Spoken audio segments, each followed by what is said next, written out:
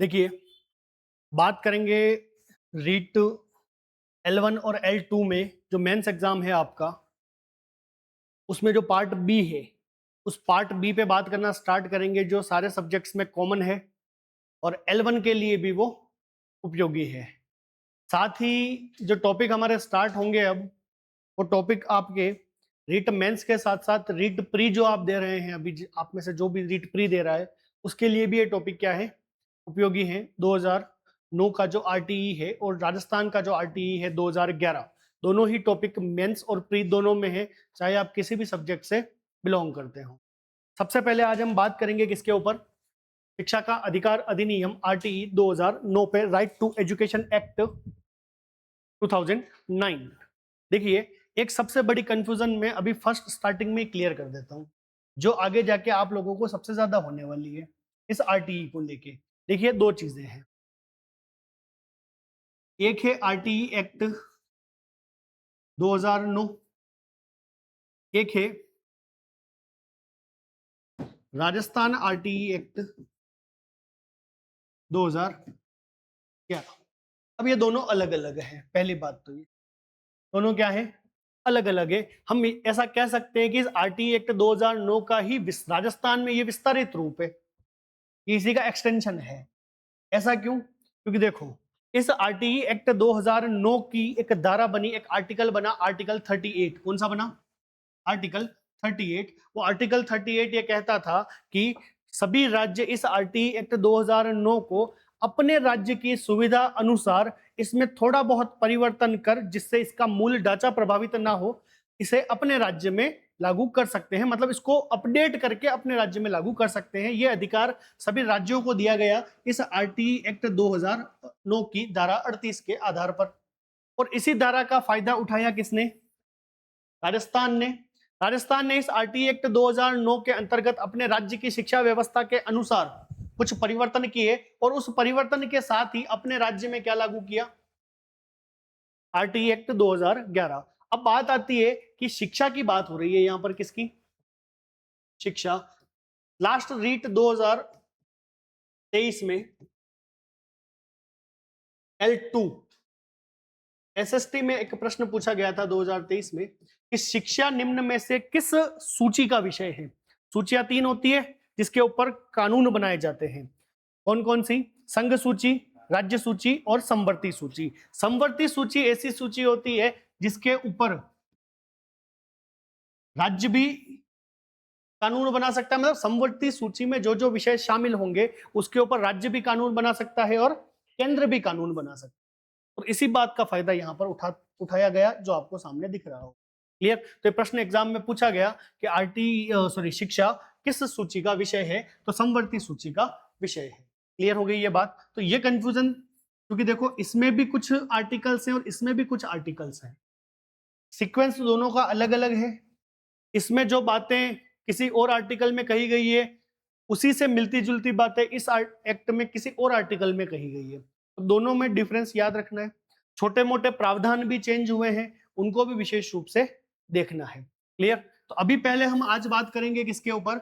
RTE act 2009, जो भारत सरकार के द्वारा, या मैं कहूं संघ सरकार के द्वारा या केंद्र सरकार के द्वारा बनाया गया। अब बात आती है कि ये आरटीई का प्रावधान आया कहां से?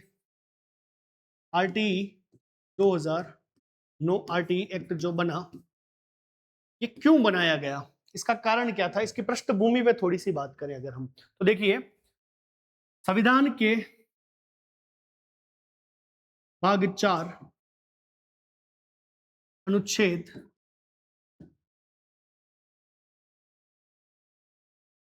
36 टू 51 क्या दिए गए हैं आपको? डीपीएसपी, नीति निर्देशक तत्व। क्या दिए गए हैं?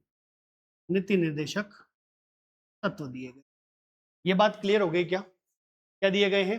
नीति निर्देशक तत्व। ये लिखना नहीं है अभी। इन नीति निर्देशक तत्वों के अंदर एक आर्टिकल दिया है, एक अनुच्छेद दिया है, कौन सा? 45। कौन सा अनुच्छेद? 45। अब देखो, नीति निर्देशक तत्व भारतीय जनता को प्राप्त वे अधिकार होते हैं जिन्हें सरकार समय समय पर लागू करने का प्रयास करती है, जिन्हें न्यायालय के द्वारा जनता को प्रत्यक्ष रूप से प्रदान नहीं किए जाते हैं।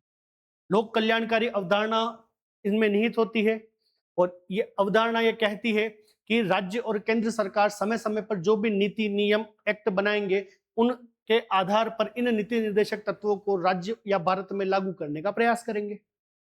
मतलब इस नीति निर्देशक तत्वों में जो बातें लिखी गई है वो प्रत्यक्ष रूप से जैसे हमें मूल अधिकार भाग 3 के अंतर्गत प्राप्त है वैसे प्राप्त नहीं है, ये सरकार लागू करेगी। क्लियर? तो इन नीति निर्देशक तत्वों के अंतर्गत अनुच्छेद 45 दिया गया। क्लियर? मैंने क्या कहा? बाय बर्थ प्राप्त नहीं है, मौलिक अधिकार एक व्यक्ति को जन्म के साथ ही प्राप्त होते हैं, वो भारत में जन्म लेना चाहिए, बस इतनी सी एबिलिटी चाहिए। नीति निर्देशक तत्व जन्म से प्राप्त नहीं होते हैं, सरकार समय समय पर इनको अपने नियम और कानूनों के माध्यम से लागू करने का प्रयास करती है। क्लियर? इस बात को ध्यान रखिएगा, अभी मैं प्रूफ करके बताऊंगा। क्लियर? देखिए, अनुच्छेद 45 की बात करें तो नीति निर्देशक तत्वों के अनुच्छेद 45 में एक बात लिखी गई थी मूल संविधान में कि 6 से 14 वर्ष के बालकों के लिए निशुल्क व अनिवार्य शिक्षा का क्या हो? शिक्षा का प्रावधान हो। तो ये बात कही गई थी। अगर वर्तमान परिप्रेक्ष्य में देखें तो 1 से 8वीं कक्षा तक के बच्चों के लिए ये बात कही गई है और शब्द यहां पर यूज किया गया था प्राथमिक। कौन सा? प्राथमिक शब्द यहां पर यूज किया गया था। क्या कहा गया था? अनुच्छेद 45 में मूल संविधान में भाग 4 अनुच्छेद नीति निर्देशक तत्वों के अनुच्छेद 45 में कहा गया कि 6 से 14 वर्ष के बालकों के लिए निशुल्क और अनिवार्य शिक्षा का प्रावधान होगा, प्राथमिक शिक्षा का क्या होगा? प्रावधान होगा। अब ये बात नीति निर्देशक तत्वों में है तो सीधी सी बात है कि गवर्नमेंट को इसको क्या करना पड़ेगा? अपने नियम और कानूनों के माध्यम से लागू करने का प्रयास करना पड़ेगा और नीति निर्देशक तत्व लागू होंगे तभी तो लोक कल्याणकारी राज्य की स्थापना भारत सरकार कर पाएगी। इसी बात को ध्यान में रखते हुए क्या बनाया गया? आरटीई एक्ट बनाया गया और आरटीई एक्ट में भी ये कहा गया कि निशुल्क और अनिवार्य शिक्षा का अधिनियम या एक्ट या हम कहें शिक्षा का अधिकार अधिनियम है ये। अब देखिए इसमें एक बात समझते हैं। देखिए, एक कॉन्स्टिट्यूशन अमेंडमेंट होता है, कौन सा? 86 कॉन्स्टिट्यूशन अमेंडमेंट 2002, संविधान संशोधन 86वां संविधान संशोधन होता है। इस 86वें संविधान संशोधन के आधार पर भारतीय संविधान में कितने चेंज किए गए? 3 चेंज किए गए। सबसे पहला जो चेंज किया गया वो सबसे पहला चेंज किया गया कहां पर? मूल अधिकारों के अंतर्गत। मूल अधिकारों के अंतर्गत अगर हम बात करें तो अनुच्छेद 21 क जोड़ा गया। क्लियर? क्या जोड़ा गया? 21 क जोड़ा गया। दूसरा जो इसमें चेंज किया गया वो किया गया कहां पर? नीति निर्देशक तत्वों में। नीति निर्देशक तत्वों में यहां पे जो अनुच्छेद था वो अनुच्छेद 45 में चेंज किया गया और इसके अलावा चेंज किया गया मूल कर्तव्यों में। और मूल कर्तव्यों में जो आपका अनुच्छेद 51 क है इसमें क्या किया गया? परिवर्तन किया गया। अब देखिए परिवर्तन क्या क्या किए गए उसके ऊपर बात करेंगे। देखिए, सबसे पहले मौलिक अधिकारों की बात करें तो यहां पर जो बात लिखी गई थी अनुच्छेद 45 में क्या लिखी गई थी कि निशुल्क व 6 से 14 वर्ष के बालकों के लिए निशुल्क व अनिवार्य शिक्षा का प्रावधान है। ये जो बात है ये यहां से उठा के उसको क्या बना दिया गया? मौलिक अधिकार बना दिया गया। क्या हो गया? मौलिक अधिकार बना दिया गया। क्या बना दिया गया कि 6 से 14 वर्ष के बालकों के लिए निशुल्क व अनिवार्य शिक्षा। देखिए मैंने एक बात कही थी, मौलिक अधिकार बाय बर्थ प्राप्त होते हैं। कैसे प्राप्त होते हैं? बाय बर्थ प्राप्त होते हैं, मतलब जन्म से ही अधिकार दे दिया किसका? 6 से 14 वर्ष के बालकों के लिए निशुल्क व अनिवार्य शिक्षा का अधिकार दे दिया। और नीति निर्देशक तत्व में ये बात लिखी थी, मैंने कहा नीति निर्देशक तत्व बाय बर्थ प्राप्त नहीं होते हैं, सरकार लागू करने का प्रयास करती है। तो क्या कहा कि इसको लागू करने का प्रयास नहीं करना है, इसको लागू कर देना है और कर देना है इसीलिए इसको क्या बना दिया? मूल अधिकार बना दिया। क्लियर? अब बात आई यहाँ पे खाली हो गया सिस्टम, वो बात उठा के हमने मौलिक अधिकारों में ले आए तो यहाँ पे गवर्नमेंट ने नया प्रावधान किया। क्या प्रावधान किया कि 0 से 6 वर्ष मतलब जन्म से लेकर 6 वर्ष तक के जो बालक बालिकाएं होंगे उनकी बाल्यावस्था की देखरेख और शिक्षा का प्रावधान कौन करेगी? सरकार करेगी। और इसमें जो ये प्राथमिक शब्द यूज था इसको हटा के क्या शब्द यूज कर लिया यहाँ पर? पूर्व प्राथमिक। क्लियर? देखिए एक वर्ड आएगा, हम जब न्यू एजुकेशन पॉलिसी पे बात करेंगे, आपके सामने एक वर्ड आएगा ECCA। क्या आएगा? ECCE, सॉरी, क्या आएगा? ECCE। इसका मतलब क्या होता है? Early childhood care and education. क्या होता है? Early childhood care and education. तो सीधी सी बात है, यहाँ पे पूर्व प्राथमिक शिक्षा। पूर्व प्राथमिक शिक्षा मतलब 6 वर्ष से पहले तक के जो बालक बालिकाएं हैं, जन्म से लेकर 6 वर्ष तक के, उनके बाल्यावस्था में उनकी देखरेख और शिक्षा का प्रावधान सरकार करने का प्रयास करेगी। मैं ऐसा क्यों कह रहा हूं प्रयास करेगी? क्योंकि ये बात किसमें आ गई? नीति निर्देशक तत्वों में आ गई। ये बात समझ में आ गई? अगर आपको पूछा जाए, कभी आप पॉलिटी का कोई प्रश्न आपके सामने आए कि सरकार के द्वारा या राज्य के द्वारा नीति निर्देशक तत्वों के अनुच्छेद 45 को लागू करने के लिए वर्तमान में क्या प्रावधान किया गया है, तो वर्तमान में जो आंगनवाड़ियां चलती है ना, आंगनवाड़ियों की स्थापना का आधार कौन सा अनुच्छेद है?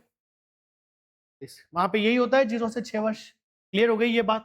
और दूसरी बात, मूल कर्तव्य। कर्तव्य किसके होते हैं? भारतीय नागरिकों के होते हैं। और भारतीय नागरिकों में जो 6 से 14 वर्ष के बालक बालिकाएं हैं, उनके माता पिता, अभिभावक, संरक्षक का ये कर्तव्य निर्धारित कर दिया गया कि उन्हें क्या प्रदान करें? शिक्षा प्रदान करने का कार्य करें। ये बात सबको समझ में आ गई क्या? तो इस 86 कॉन्स्टिट्यूशन अमेंडमेंट से ये सारी बातें यहां पर हुई। क्लियर है? एक बार इसको हम थोड़ा सा लिखेंगे।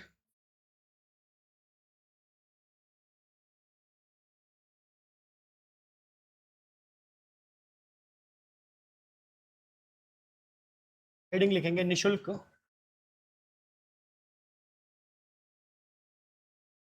व अनिवार्य शिक्षा का अधिकार अधिनियम।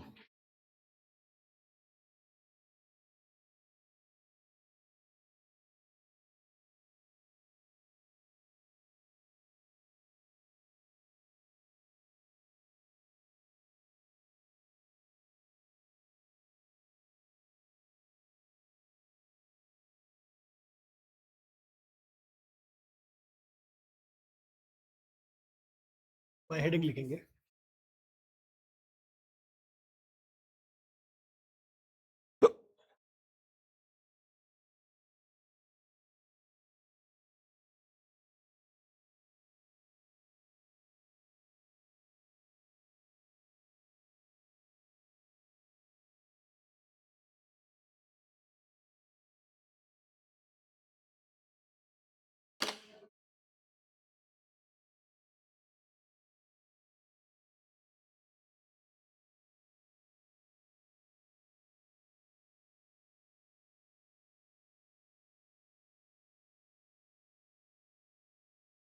क्लियर?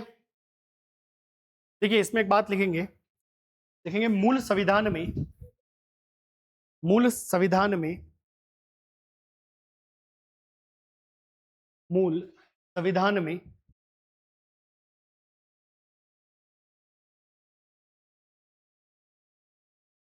भाग 4 में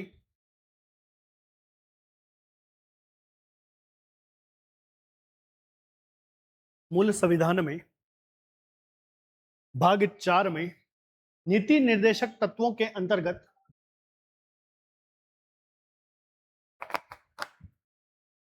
नीति निर्देशक तत्वों के अंतर्गत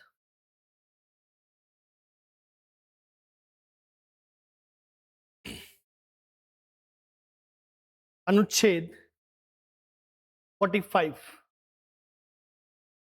अनुच्छेद 45 में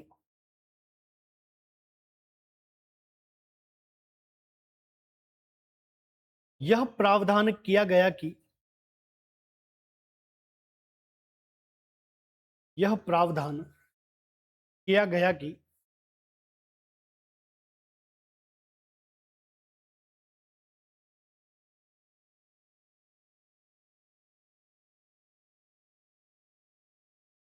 राज्य राज्य 6 से 14 वर्ष के 6 से 14 वर्ष के बालक बालिकाओं हेतु बालक बालिकाओं हेतु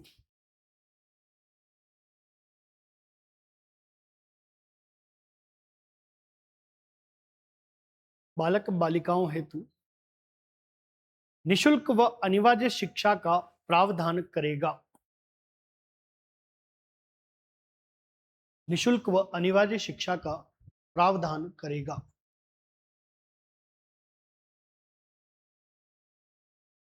निशुल्क व अनिवार्य शिक्षा का प्रावधान करेगा। क्लियर? देखिए एक बात आती है, यहां पे मैंने वर्ड यूज किया राज्य, तो क्या यहां पर इस राज्य का मतलब राजस्थान से है क्या? तो सरकार से। Very good. देखिए संविधान का अनुच्छेद 12, अनुच्छेद 36 और अनुच्छेद 153, ये तीनों राज्य की परिभाषा बताते हैं, और राज्य की परिभाषा में 4 बातों को इंक्लूड किया जाता है। सबसे पहले राज्य की परिभाषा में आएगा संघ। संघ का अर्थात भारत, भारत सरकार या संसद जो कानून बनाती है। दूसरी बात आएगी इसमें राज्य और विधानमंडल, इट मीन्स विधानसभा, विधान परिषद जो राज्यों में होती है वो। तीसरे आएंगे इसमें स्थानीय निकाय, इसमें पंचायती राज और नगरीय निकाय जो होते हैं वो। और चौथा इसमें आएगा सुप्रीम कोर्ट के द्वारा बनाई गई वो संस्थाएं।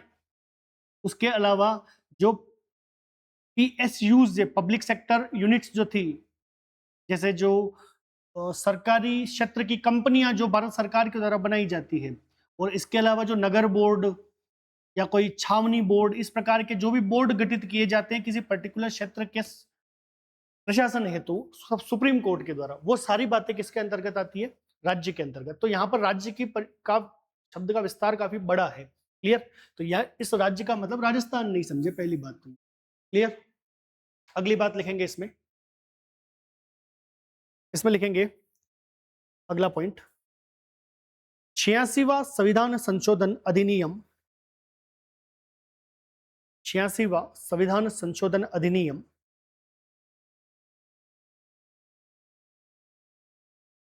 86वां संविधान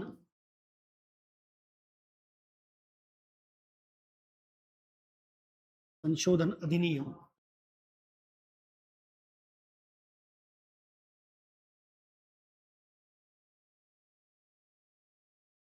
2002 के आधार पर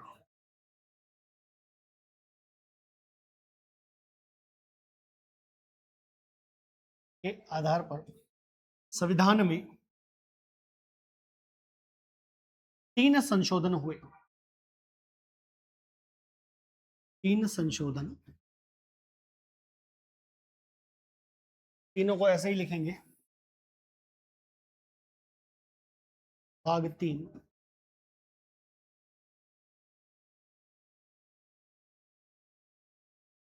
मौलिक अधिकार।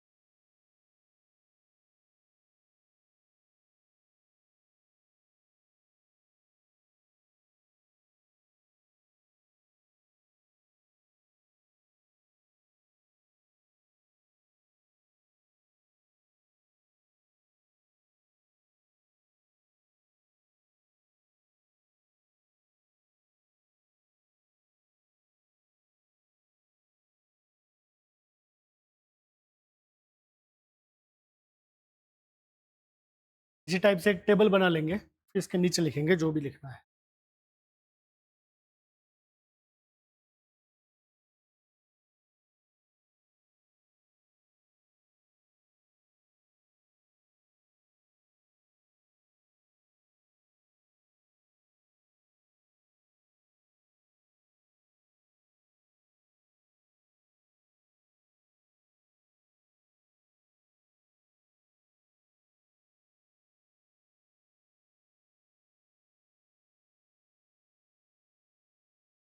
11 लिखा है वो लास्ट में, 51 का 11, मूल कर्तव्यों का कौन सा पॉइंट?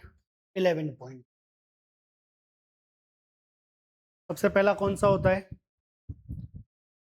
11 का सीक्वेंस याद है क्या किसी को? सबसे पहले याद रखेंगे ए मीन्स एंथम, मीन्स राष्ट्रगान की बात करता है। बी की बात करता है महात्मा गांधी के विषय में, या हम कहें राष्ट्रीय आंदोलन के विषय में, भारतीय राष्ट्रीय आंदोलन के विषय में, बी से याद रखेंगे। क्लियर? सी से बात करता है संपूर्ण एकता की, कंप्लीट यूनिटी की। डी से बात करता है डिफेंस की, भारत की रक्षा के लिए बुलाए जाने पे, आह्वान किए जाने पे जाना या रक्षा के लिए प्रस्तुत होने की। ई बात करता है इक्विलिटी की, किसकी बात करता है? समानता की। क्लियर?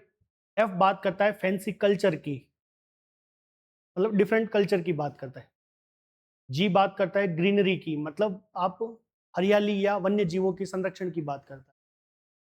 एच बात करता है ह्यूमैनिटी, मानवता की। आई बात करता है इंडियन प्रॉपर्टी, सार्वजनिक संपत्ति की सुरक्षा की। और जे बात करता है जॉइंट,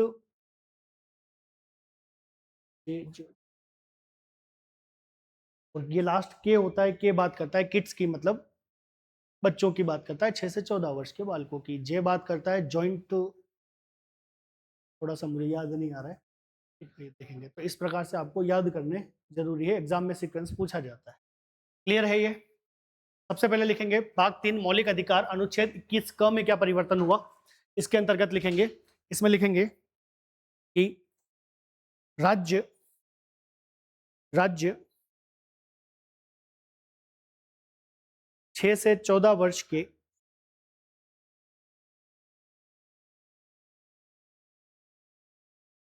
राज्य 6 से 14 वर्ष के आयु वर्ग वाले आयु वर्ग वाले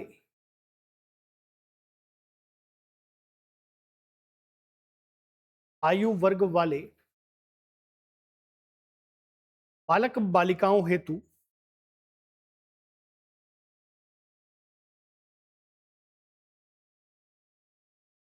बालक बालिकाओं हेतु निशुल्क व अनिवार्य शिक्षा निशुल्क व अनिवार्य शिक्षा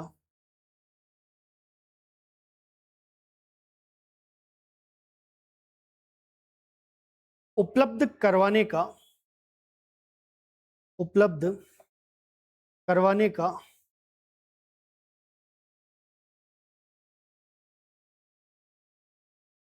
प्रावधान करेगा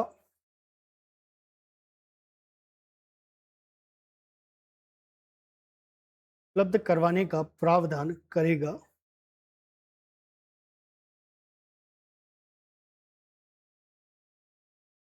तथा यह प्रावधान विधि के अनुसार किया जाएगा। यह प्रावधान विधि के अनुसार किया जाएगा, मतलब इसके संदर्भ में कानून बनाया जाएगा।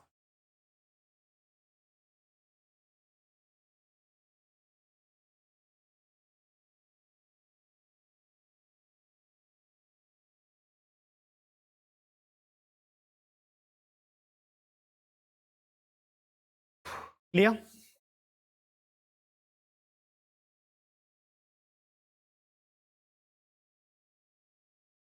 दूसरा लिखेंगे नीति निर्देशक तत्व अनुच्छेद 45 के अंतर्गत।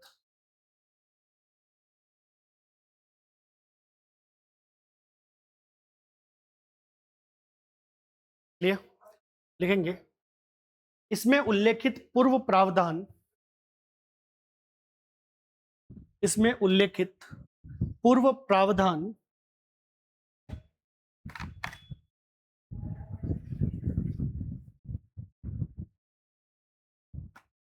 प्रावधान इसमें उल्लेखित पूर्व प्रावधान 6 से 14 वर्ष के बालकों हेतु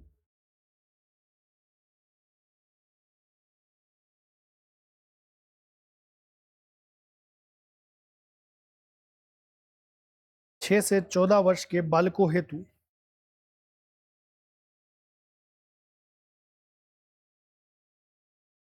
निशुल्क व अनिवार्य शिक्षा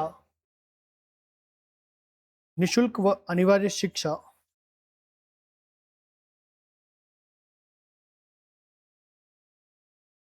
को मौलिक अधिकार बना दिया गया,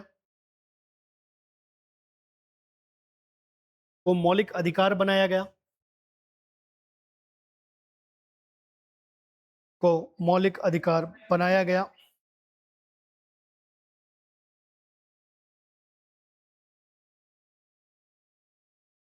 तथा उक्त अनुच्छेद में नवीन प्रावधान किया गया, तथा उक्त अनुच्छेद में नवीन प्रावधान किया गया,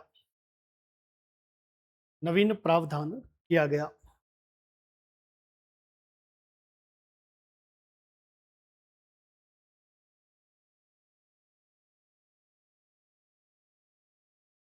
नवीन प्रावधान क्या किया गया वो लिखेंगे कि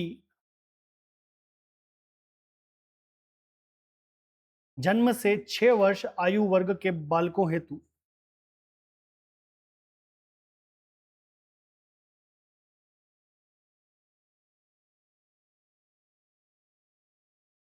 6 से सॉरी जन्म से 6 वर्ष की आयु वर्ग के बालकों हेतु राज्य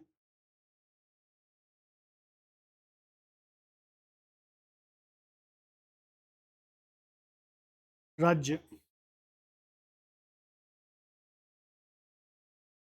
प्रारंभिक बाल्यावस्था अर्ली चाइल्डहुड, प्रारंभिक बाल्यावस्था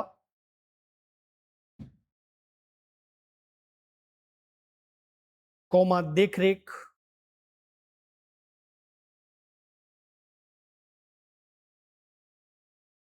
देखरेख व शिक्षा हेतु व शिक्षा हेतु उपबंध करने का प्रयास करेगा, उपबंध करने का प्रयास करेगा। ये जो हमने लिखा है प्रारंभिक बाल्यावस्था देखरेख और शिक्षा, इसको नवीन शिक्षा नीति के अंतर्गत एक कार्यक्रम के रूप में स्थापित किया गया है, जिसको हम आगे पढ़ेंगे। इसको क्या कहते हैं? ECCE, early childhood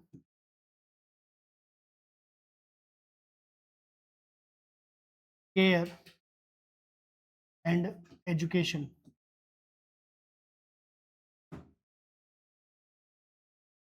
clear? ये फुल फॉर्म बाद में लिख लेना आगे की तरफ। अब लिखेंगे इसमें आगे मूल मूल कर्तव्य में क्या चेंज है उसके बारे में बात करेंगे। मूल कर्तव्यों में लिखेंगे माता पिता, माता पिता, अभिभावक,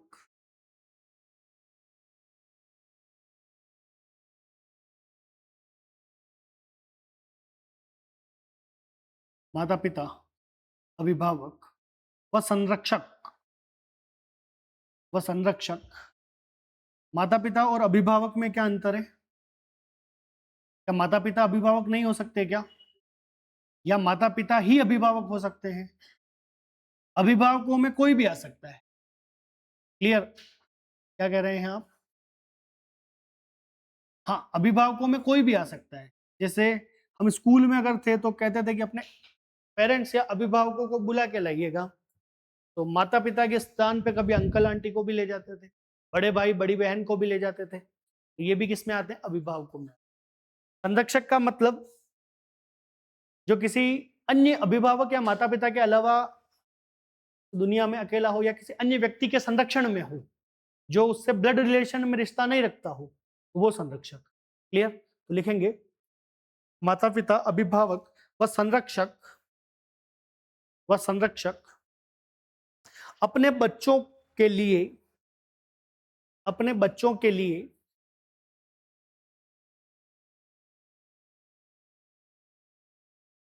6 से 14 वर्ष की आयु तक, 6 से 14 वर्ष की आयु तक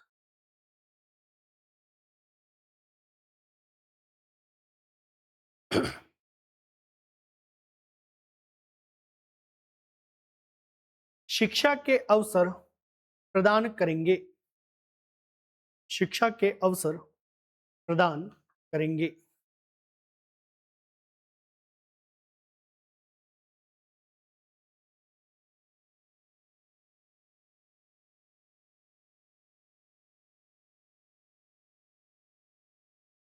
क्लियर? अब देखिए ये कर्तव्य बन गया, ये फुल फॉर्म भी लिख लेंगे नीचे, आगे वैसे इसको पढ़ेंगे बट अभी ओनली नीचे नोट डाल के लिख ले, ECCE।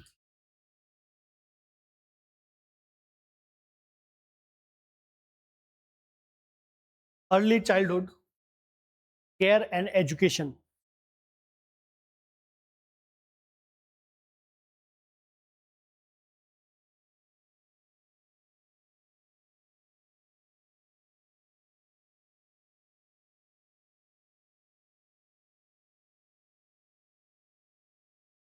क्लियर? क्लियर है? अब देखिए इसके अलावा अगर हम बात करें तो नवीन शिक्षा नीति, द्वितीय शिक्षा नीति 1986। देखो अभी तक भारत में कितनी शिक्षा नीतियां बनी है? 3 बनी है। सबसे पहले बनी कब? 1968, सेकंड बनी 86 और एक बनी है 2020 में, इंदिरा गांधी, राजीव गांधी और नरेंद्र दामोदर दास मोदी के टाइम पे। क्लियर? अब देखिए ये जो द्वितीय शिक्षा नीति थी, राष्ट्रीय शिक्षा नीति,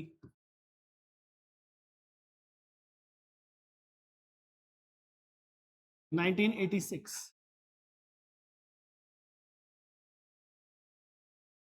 जो कौन सी थी? द्वितीय थी। इसमें भी 6 से 14 वर्ष के बालकों के लिए एक प्रावधान करने की बात कही गई। क्या कही गई? कि 6 से 14 वर्ष के बालकों के लिए सार्वभौमिक नामांकन, इसकी बात कही, सार्वभौमिक नामांकन और विद्यालय में ठहराव, विद्यालय में ठहराव को सुनिश्चित किया जाए। अब बात आती है सार्वभौमिक नामांकन की, क्या बात का मतलब क्या होता है? देखो सार्वभौमिक नामांकन का मतलब ये होता है कि 6 से 14 वर्ष का बालक, चाहे वो किसी भी कल्चर से, किसी भी भाषा से, किसी भी भौगोलिक क्षेत्र से या किसी भी अलग क्षेत्र संस्कृति से बिलोंग करता हो, उसे संपूर्ण भारत में किसी भी विद्यालय में जो राज्य सरकार, केंद्र सरकार के द्वारा स्थापित हो, उस विद्यालय में प्रवेश से वंचित नहीं किया जा सकता है। सार्वभौमिक नामांकन है मतलब वो पूरे भारत में कहीं पे भी क्या ले सकता है? एडमिशन ले सकता है। दूसरी बात, विद्यालय में ठहराव। विद्यालय में ठहराव का मतलब क्या होता है? विद्यालय में ठहराव का मतलब ये होता है कि बालकों को विद्यालय में रोक के रखना। एक समस्या होती है ड्रॉप आउट की समस्या, ये क्या होती है? ड्रॉप आउट मतलब बीच में पढ़ाई छोड़ देना, इसको क्या कहते हैं? ड्रॉप आउट कहते हैं। तो ग्रामीण परिवेश में सरकारी विद्यालयों में ये बात देखी जाती है कि क्या होता है? बीच में पढ़ाई छोड़ देते हैं, आर्थिक कारण हो सकते हैं, पारिवारिक कारण हो सकते हैं, सामाजिक कारण, कोई भी कारण हो सकते हैं, जैसे मेरे फादर बता रहे थे। अब तो क्या राजस्थान में सरकार विद्यालयों के अध्यापकों को, बालकों को घर पे जाके पकड़ के लाना पड़ता है। तो ऐसी समस्याएं अब आ चुकी है। तो एग्जाम के टाइम पे मेरे पिताजी बताते हैं कि जैसे 8वीं क्लास 9वीं क्लास का कोई बच्चा है तो परीक्षा देने नहीं आया तो उसके घर पे जाना पड़ता है। घर पे जाके कभी कभी पता चलता है उसको तो कहीं बाहर भेज दिया काम के लिए, आर्थिक दृष्टि से। कई लड़कियों का विवाह हो जाता है कि वो तो गई ससुराल, अब ससुराल से कैसे बुलाएंगे परीक्षा देने। तो ऐसी समस्याएं होती है, ये सारी ड्रॉप आउट को दिखाती है। क्लियर? किसको दिखाती है? ड्रॉप आउट को दिखाती है। साथ ही हमारे जैसे सरकारी स्कूलों में, गाँव में ये बात बहुत ही कॉमन होती है ना, आधी छुट्टी के बाद स्कूल से भाग जाना, बैग फेंक देना बाहर, फिर दीवार कूद के जाना, ये कॉमन बातें। तो ये सारी बातें भी विद्यालय में ठहराव को नहीं दिखाती है। मतलब बालक को ज्यादा से ज्यादा विद्यालय में रोकने का प्रयास किया जाए। फिर गवर्नमेंट ने इसका सबसे बढ़िया इलाज क्या निकाला? मिड डे मील चालू कर। बच्चा रुकेगा ही रुकेगा, बिना खाना खाए तो जाएगा नहीं। तो ये थे अलग बातें हैं। खैर, तो एक तो बच्चों को कहाँ रोक के रखना है, और पूरे भारत में कहीं पे भी क्या ले सकता है? एडमिशन। ये दोनों प्रावधान किस शिक्षा नीति के अंतर्गत किए गए? 1986 की द्वितीय राष्ट्रीय शिक्षा नीति के अंतर्गत किए गए थे। तो इस बात को लिखेंगे, हेडिंग लिखेंगे, राष्ट्रीय शिक्षा नीति 1986 सेकंड।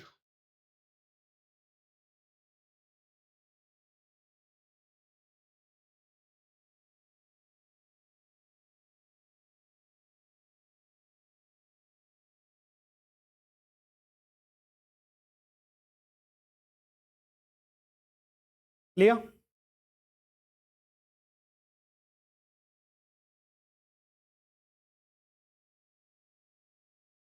इसमें लिखेंगे 6 से 14 वर्ष, 6 से 14 वर्ष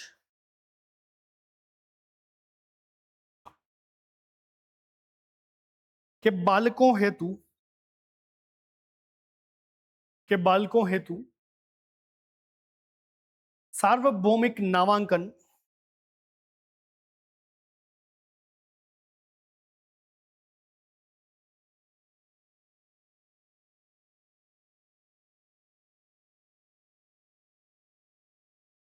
सार्वभौमिक नामांकन व विद्यालय में ठहराव, विद्यालय में ठहराव सुनिश्चित किया जाए।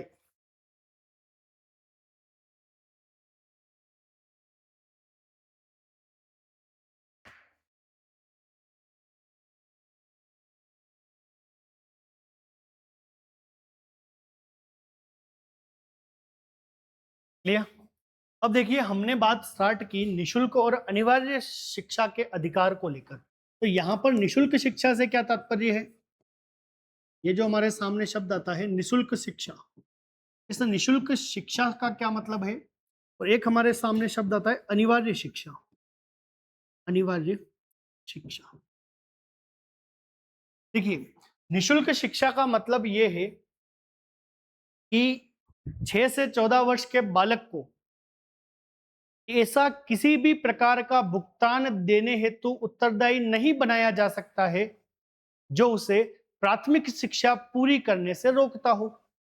मतलब हमने ऐसा कह दिया 6ठी क्लास के बच्चे को कि फीस नहीं जमा कराई तो कक्षा में बिठाएंगे नहीं, स्कूल से रेस्टिगेट कर देंगे। मतलब उसको प्राथमिक शिक्षा देने से हम क्या कर रहे हैं? रोक रहे हैं। और क्यों रोक रहे हैं? क्योंकि उसकी फीस नहीं आई है, मतलब कोई ना कोई भुगतान उसका बाकी है। तो निशुल्क शिक्षा ये कहती है कि 6 से 14 वर्ष का बालक किसी भी ऐसे भुगतान को देने का उत्तरदायी नहीं होगा जो उसको प्राथमिक शिक्षा प्राप्त करने से रोकता हो। क्लियर है? तो मतलब कुल मिला के फ्री शिक्षा है। मतलब ऐसा कोई उसको फीस नहीं देनी है स्कूल में जिससे उसको शिक्षा, अगर वो नहीं दे तो उसको शिक्षा नहीं मिले, ऐसा कोई प्रावधान नहीं है। दूसरी बात, अनिवार्य शिक्षा का क्या मतलब होता है? अनिवार्य शिक्षा का यह मतलब होता है कि राज्य या हम कहें समुचित सरकार, समुचित सरकार क्या होता है? अभी मैं इसका आर्टिकल 2 पढ़ाऊंगा, उसमें परिभाषा लिखाएंगे। आर्टिकल 2 के ए में ए पॉइंट, फर्स्ट पॉइंट समुचित सरकार का आएगा, वहां पे बात करेंगे। तो यह कहता है कि समुचित सरकार का यह कर्तव्य बनता है कि वह नामांकन, विद्यालय में ठहराव और प्राथमिक शिक्षा पूर्ण करने का प्रयास, मतलब उनका एक कर्तव्य है कि वो विद्यालयों में बालकों का नामांकन करवाए, उनके ठहराव को सुनिश्चित करें, मतलब उनकी उपस्थिति पूरी हो और उनकी प्राथमिक शिक्षा पूरी हो। ये पूरा करने का कर्तव्य किसका है? समुचित सरकार का कर्तव्य है। यही बात दिखाती है किसको? अनिवार्य शिक्षा। क्लियर? अनिवार्य शिक्षा का मतलब केवल विद्यालय में एडमिशन दिलाने से नहीं है।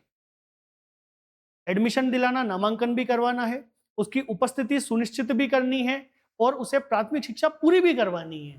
ये तीनों ही काम सरकार के कर्तव्य के रूप में परिभाषित किए गए हैं किस वर्ड के, किस शब्द के अंतर्गत? अनिवार्य शिक्षा के अंतर्गत। तो इन दोनों का मीनिंग लिखेंगे। सबसे पहले लिखेंगे निशुल्क शिक्षा, निशुल्क शिक्षा,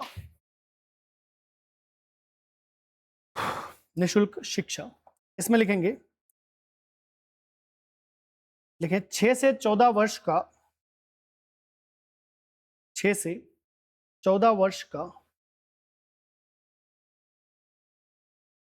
कोई भी बालक,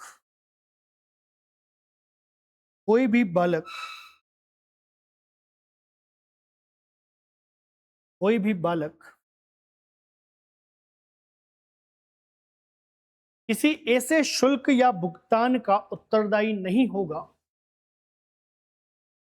कोई भी बालक किसी ऐसे शुल्क व भुगतान, किसी ऐसे शुल्क व भुगतान का उत्तरदायी नहीं होगा,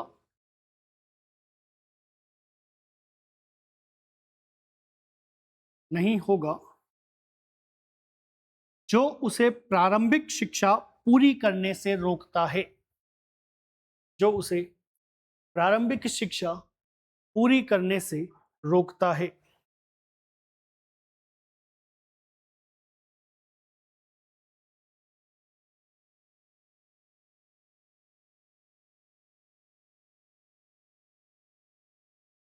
क्लियर? फिर लिखेंगे अनिवार्य शिक्षा।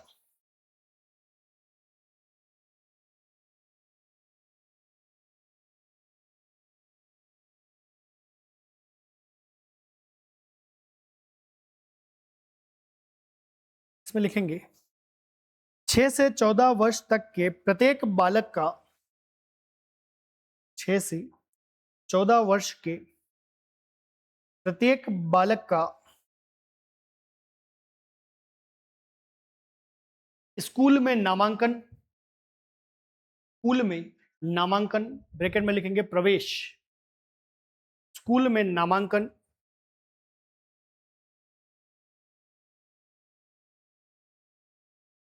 कॉमा उपस्थिति, उपस्थिति के आगे ब्रैकेट में लिखेंगे ठहराव, ठहराव व प्रारंभिक शिक्षा को पूरी करना,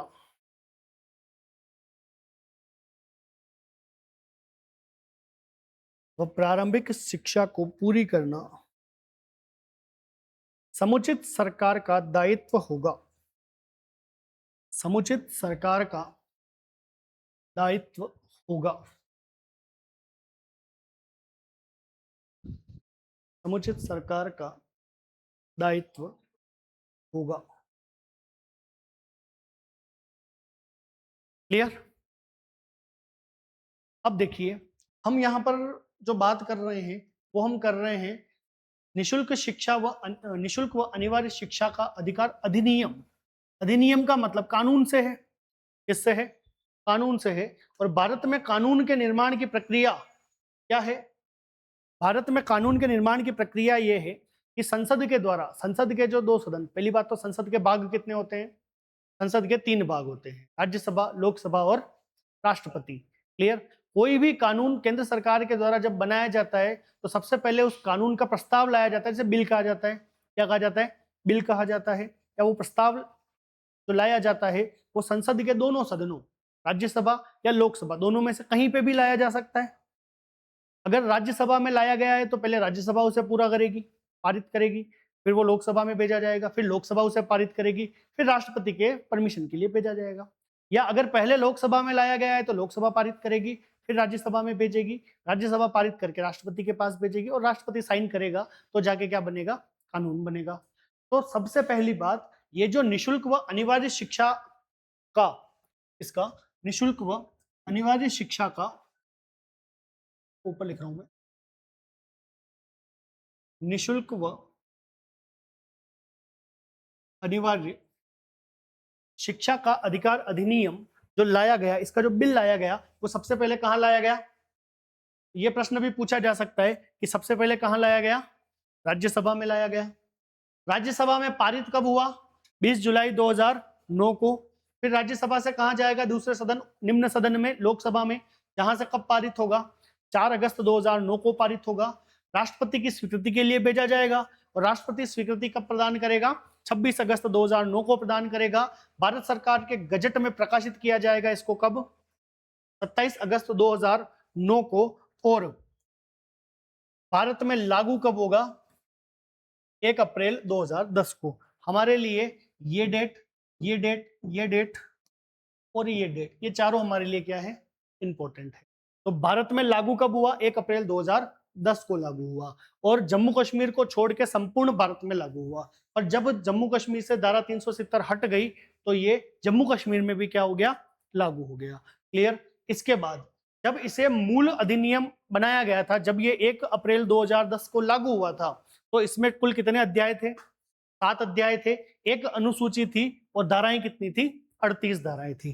फिर समय के साथ क्या होता है? कोई भी बिल आओ उसमें क्या होता है? अपडेशन होता है, संशोधन होता है। तो इसमें जो संशोधन हुए वो संशोधन कब कब हुए? 12 में हुआ, 17 में हुआ और 19 में हुआ। 2012 में इसकी 6 धाराओं में संशोधन किया गया, जिसमें 1, 2, 3, 21, 22 और 25, 6 धाराओं में क्या हुआ? संशोधन हुआ। साथ ही इसी वर्ष एक नवीन धारा 39 भी क्या हुई? इसमें जोड़ी गई। फिर 2017 में इसकी धारा 23 में संशोधन हुआ। 2019 में धारा 16 और 38 में संशोधन हुआ। और वर्तमान में इसमें कितने अध्याय हैं? अध्याय पहले भी 7 थे, अभी भी 7 रहेंगे। अनुसूची पहले भी एक थी, अभी भी एक रहेगी। धाराएं पहले 38 थी, अब कितनी हो जाएगी? 39 हो जाएगी। ये कंडीशन क्लियर हो गई क्या? एक बात और लिखेंगे नोट डालकर कि जो शिक्षा है, शिक्षा समवर्ती सूची का विषय है। पहले किस सूची का था? यह प्रश्न भी एग्जाम में पूछा जाता है।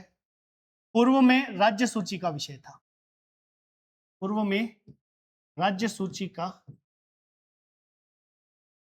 विषय था। फिर एक अमेंडमेंट आता है, ये शॉर्ट में लिख रहा हूं, आप समझ जाएंगे क्या? 42CA का मतलब होता है कॉन्स्टिट्यूशन अमेंडमेंट, संविधान संशोधन। कौन सा हुआ? 1976, जिसको मिनी कॉन्स्टिट्यूशन या मिनी संविधान भी कहा जाता है। इससे ये जो राज्य सूची में था, इसको कहां ट्रांसफर कर दिया? समवर्ती सूची में। तो ये प्रश्न भी पूछा जाता है कि किस संविधान संशोधन के आधार पर शिक्षा को राज्य सूची से समवर्ती सूची में स्थान परिवर्तित किया गया। क्लियर? तो ये बात भी हमें साथ में याद रखनी है, इसको लिख लेंगे। क्लियर?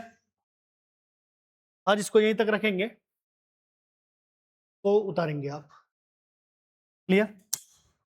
कल से थोड़ा सा जल्दी आने का प्रयास करें, क्योंकि ज़्यादा से ज़्यादा 11-10 तक तो क्लास लीव करनी ही पड़ेगी, क्योंकि आगे वापस क्लास है, इस कारण से।